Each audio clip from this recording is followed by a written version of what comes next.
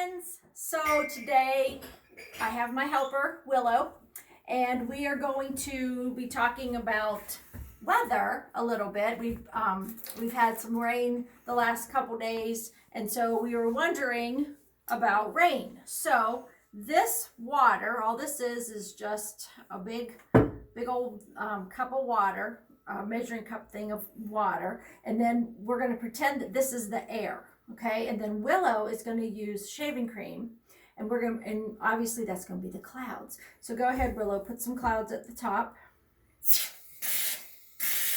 Oh my! Wait, did you shake it up a little bit? There you go. And we're putting layers of shaving cream on this.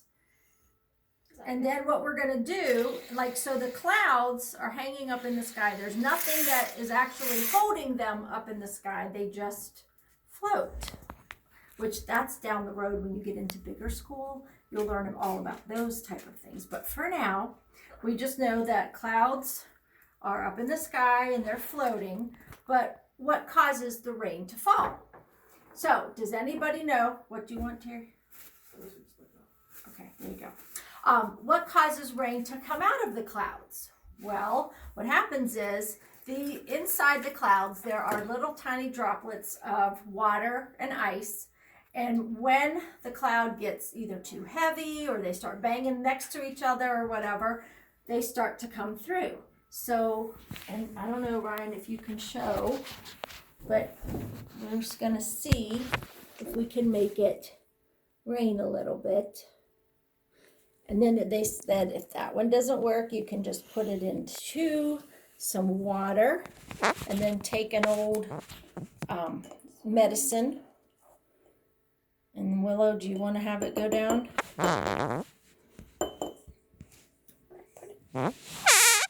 So, squirt it down in there. So you can do it hard or very lightly. Through the clouds. Go through the clouds. Mm-hmm. But what happens is the clouds are very light, and as they collect the moisture that's in the air, the clouds then become heavier, and then you can see what happens. It starts to rain, and the bigger the cloud, the more the water droplets start to bang together, and eventually they get so heavy that we have a big storm. Now, science, they don't technically know exactly what causes clouds to make the rain, but they think that sometimes there's different particles of dust and things or bacteria in the clouds, and they call that cloud seeds. And when they get too heavy, they say that sometimes that's what causes it to rain. So what they do sometimes is airplanes go up in the sky, and they try to put dust and different particles up in those clouds to try to make it rain. They call that cloud seeding. Well, we're making some rain. Another thing that we can do is talk about colors, like making different colors. So if you have a blue, like we do, and then we're going to put some red in this water right here, and then Willow, if you'll suck up some of that red water, and we're going to see what happens now on the top of our cloud, what it's going to make. Do you know what it's going to make, Will? I don't know. Yep, just start putting it at the top. Put a little bit in. Maybe as you're watching this, you're yelling at the screen and you're telling me, Miss Harf, when you put red and blue together, it makes a new color. And does anybody know? I haven't seen that color being making in here in our clouds yet, or our water turning that color. Willow, do you see it coming? I don't see it. Here, put a little bit of that with that blue and see if it. So Ryan, see if you can make a little bit. Bring the video up this way. And we'll so when you add blue and red, it makes purple. So it's not making the best purple, but if you put it if we're inside this little jar now, in our water, trying to make purple rain. Oh, there it is. There's the purple. There's better. There you go.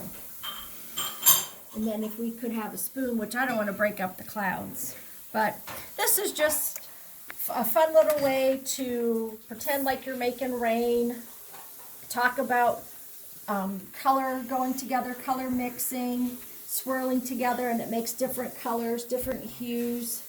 The more red you use, I guess the lighter the purple, or maybe the more blue you use. But you can just make all different colors. If you wanted to make orange, you could do red and yellow, or you could also do yellow and blue. Whoops, I'm trying to learn my colors here. Yellow and blue, and you know what color they make? And look, it's pointing to the color. Yellow and blue make green. So if you need something fun to do today, maybe you can borrow some of your dad's shaving cream and maybe go out on your driveway or maybe sit at your kitchen table. It doesn't make a big mess, but you can do some color changes here. And look, Willow's having a good time now. And what makes it fun is this little medicine dropper. I'm going to see if I can put some yellow here at the top. And then I'm going to sprinkle a little bit of blue. Let's see if it goes and makes a green. Mix it. Oh, check that out. Had to give it a little bit of a help, but look at that. By the way, don't eat this. This is not, it looks like whipped cream, but I'm sure it does not taste like whipped cream. So anyway, I hope you enjoyed making rainbow colors today, friends. Go out and make a rainbow today.